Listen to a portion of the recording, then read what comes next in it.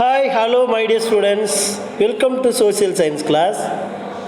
Class 8 History Lesson 2 From Trade to Territory. அன்பு மாணவர்களே, இந்த சமூக அறிவியல் பாடத்திற்கு மீண்டும் உங்களை வரவேற்பதில் மகிழ்ச்சி அடைகிறேன். இன்று 8ஆம் வகுப்பில் வரலாற்றில் 2வது பாடமாக இருக்கக்கூடிய வர்த்தகத்திலிருந்து பேரரசு வரை. What is the lesson name? From Trade to Territory. வர்த்தகத்திலிருந்து பேரரசு வரை. First of all, today we are going to learn the British administrative organization in India. The British administrative organization in India. ஆங்கிலேயர்களின் நிறுவன அமைப்பு முறைகளை பற்றி அறிந்து கொள்ளுதல். The British administrative organization in India. ஆங்கிலேயர்களின் நிர்வாக முறையை பற்றி நாம் இந்த பதிவில் தெரிந்து கொள்ளவிருக்கிறோம். My dear students, the British Indian administration was run by 4 principal institutions. So இந்த ஆங்கிலேயர்கள் இந்தியாவில் நிர்வாகம் செய்தார்கள். அவர்களுடைய முக்கியமாக 4 விதமான கொள்கைகளை அல்லது 4 விதமான நிறுவனங்களை அவர்கள் ஏற்படுத்தி இருந்தார்கள். First one civil service, army, police and judiciary. The British administrative organization in India, the British Indian administration was run by 4 principal institutions. 4 விதமான நிறுவனங்களை கொண்டு அவர்கள் இந்திய மக்களை ஆட்சி செய்தார்கள். ஃபர்ஸ்ட் சிவில் சர்வீசஸ், குடிமை பணி, ஆர்மி இராணுவம், போலீஸ் காவல், அண்ட் ஜுடிஷியரி மற்றும் நீதித்துறை. These are the 4 principal institutions by the British administration. And then first one civil services. Civil services என்ன? குடிமை பணி. The term civil service was used for the first time by the East Indian Company. இந்த குடிமை பணி என்கிற வார்த்தை ஆங்கிலேயர்களால் முதலில் பயன்படுத்தப்பட்டது. The term civil service was used for first time by the East Indian Company.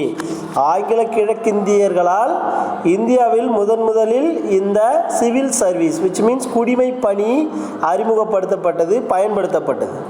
And then translating law into action and collecting revenue were the main jobs of the civil service. What is the main service? இந்த civil service ஓட முக்கியமான வேலைகள் என்ன? Translating law into action and then collecting revenue were the main jobs. முதல்ல என்ன பண்ணணும்? சட்டத்தை செயல்படுத்துறது. Yes, translating law into action, சட்டத்தை செயல்படுத்துதல். மற்றும் இன்னொன்று collecting revenue, வரியை அல்லது அவர்கள் விதிக்கின்ற வரியை வசூல் செய்யக்கூடிய உரிமை. இதுதான் அவங்களுடைய முக்கியமான வேலைகளாக இருந்தது. இது ஆரம்பகால காலத்தில். and then the civil service was initially commercial in nature, but later it was transformed into public service. So ஆரம்ப காலகட்டத்தில் இந்த சிவில் சர்வீஸ் என்கிற வார்த்தை மற்றும் அதனுடைய முக்கியமான வேலைகள் ஆரம்பத்தில் எப்படி இருந்ததுன்னா கமர்ஷியலாக இருந்தது. ஸோ கமர்ஷியலாக இருந்தது அப்படின்னா என்ன சார்? இது ஆரம்ப காலகட்டத்தில் வியாபார நோக்கோடு செயல்பட்டது in nature, but later it was transformed into a public service. அதன் பிறகு இது பொதுப்பணியாக அதனுடைய பெயர் மாற்றப்படுகிறது. பொது மக்களுக்கான சேவை செய்யக்கூடிய ஒரு அற்புதமான பணியாக இது மாறுகிறது. And then next points, the importance of this service, இந்த பணியினுடைய முக்கியமான வேலைகள் என்ன? was solely prerogative of the court of directors of the company.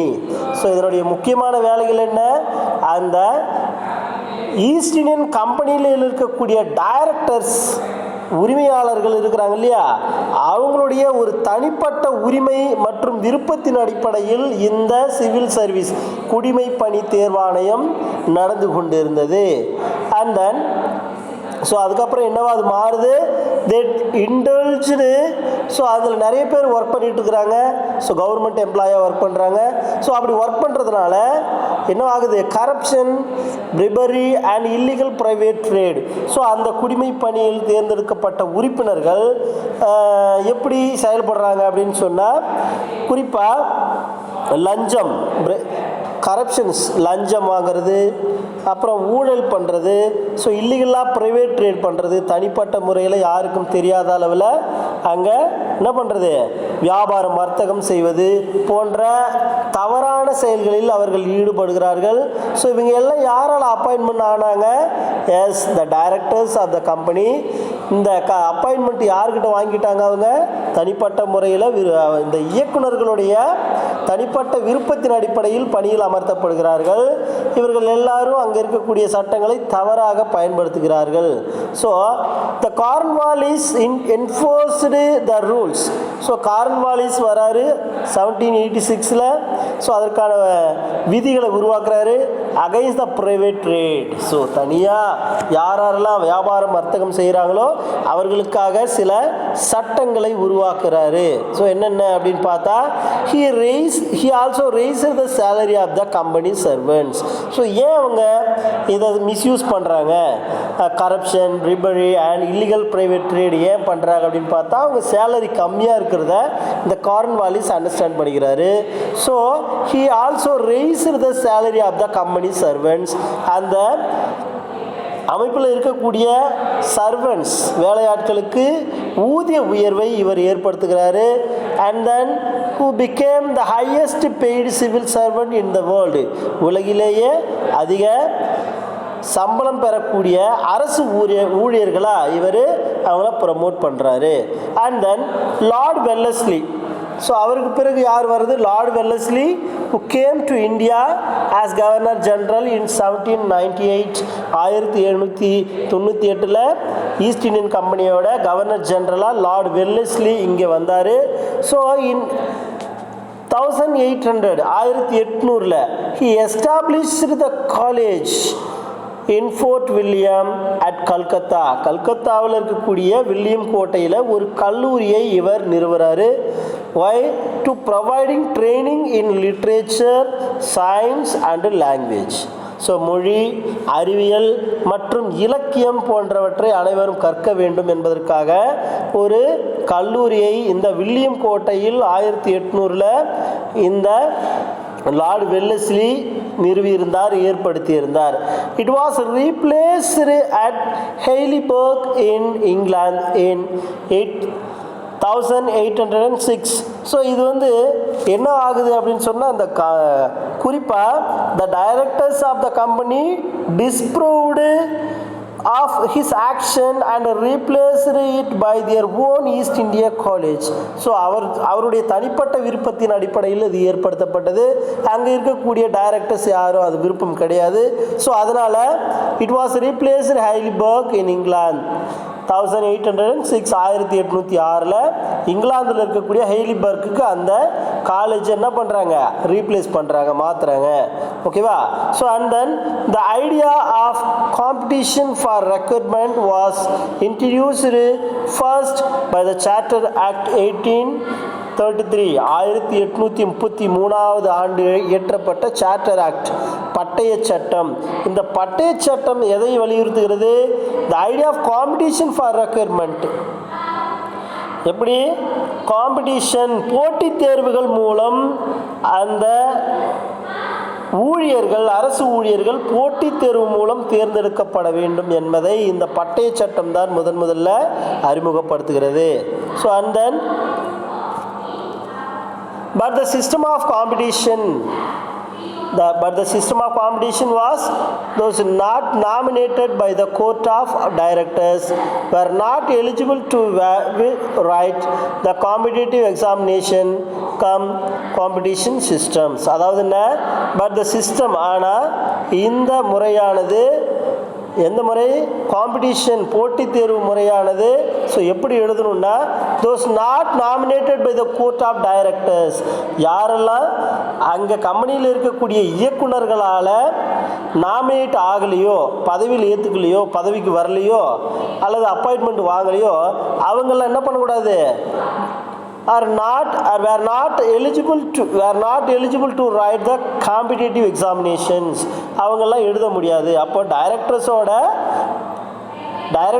Advice இருக்கணும், அவங்களுடைய நாமினேஷன் லெட்டர்ஸ் இருக்கணும், அப்போ தான் அந்த எக்ஸாமை எழுத முடியும் என்கிற சூழலும் இருந்தது.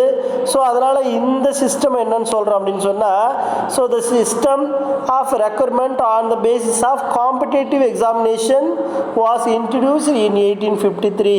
ஸோ அதனால் இந்த சிஸ்டத்தை என்னன்னு சொல்கிறோம், ஊழியர் நியமனம் மூலம் போட்டித் தேர்வு அப்படின்றத மாற்றி போட்டித் தேர்வுகள் நியமனம் மற்றும் போட்டித் தேர்வு ரெண்டு இதன் அடிப்படையிலும் நடக்குது.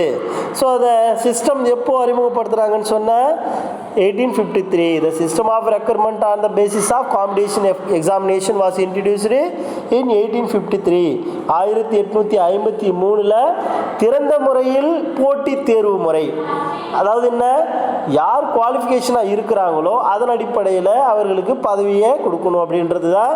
ஸோ இந்த 1853 கொண்டு வந்த competitive examination was introduced in 1853.